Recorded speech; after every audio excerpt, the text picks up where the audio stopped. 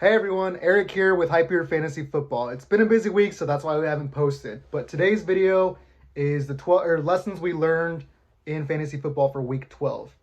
Okay, so last week I posted 10 must start, 5 wide receivers, and 5 running backs. So let's go through what we learned. Tomorrow I should have a video posted about 5 more must start running backs and 5 more must start wide receivers.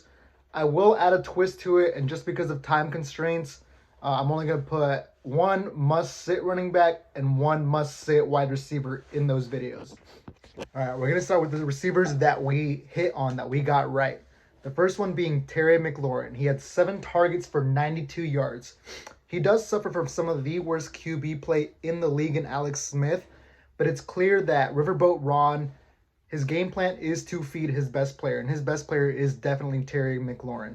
He is, from now on, a must-start receiver in all formats. That he is going to get the ball no matter what in that Washington offense.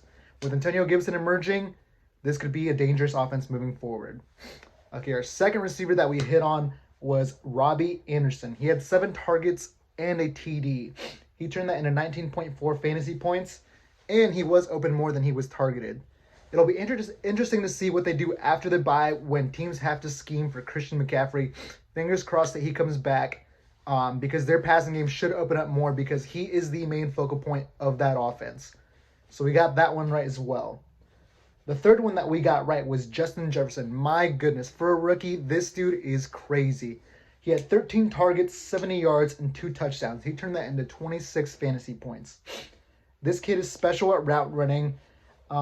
And with Thielen coming back from the COVID list, he is going to face... I think Thielen is going to be the main focus of defenses, and so he should be facing more single coverage in that Vikings offense, especially with teams focusing on Dalvin Cook, the best player in that offense. Okay, now to keep us humble, we did get 2 of the 5 must-starts wrong. Antonio Brown. So even though Mike Evans and Chris Godwin had good games, there's just simply way too many mouths to feed in Tampa Bay. I got this one wrong. I thought Antonio Brown's talent would beat out Mike Evans and Chris Godwin. The next one we got wrong was Jalen Reagor. He did get how many targets? He got 7 targets. He only turned that into 3 catches. He did get a red zone target, but he's just suffering from the Eagles offense. Wow, was that a weird game. The Seahawks usually are gold for quarterbacks. They turn that into great outings for the receivers, and Carson Wentz just could not do anything with the ball.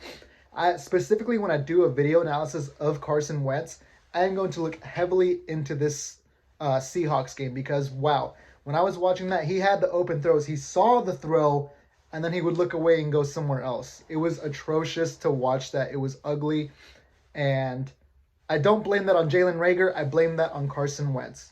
Okay, now we're going to go over the 5 must-start running backs. Okay, again, so with the running backs, we are going to go with the ones we got right. So, Antonio Gibson is looking like a possible league winner in that offense. He is clearly the most talented running back in that room. He had 3 touchdowns, 25 total touches. He is the clear-cut running back 1 in that offense now. If you guys were able to pick him up off a waiver wire or trade for him, you guys probably won your league because that is a scary sight to see Antonio Gibson as your flex or your RB2. Like, he is easily going to keep replicating those 20-25 touches now that he has taken over those workhorse duties. That's honestly the only one we got right because Mike Davis had a favorable matchup, but we should have come to expect this from him. Aside from those early games where he blew up when CMC went down, he showed us who he is. He's not the best talent. He's serviceable, but he's not the best talent. He's better in that complementary role. Hopefully, fingers crossed, CMC comes back again. And then Miles Sanders, he was a total flop. He had a negative game script from the start.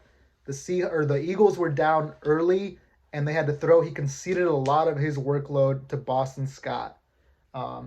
Again, I expect better from him. I expect the Eagles to maybe switch over to Jalen Hurts because it was painful to watch Carson Wentz in that game. It was painful.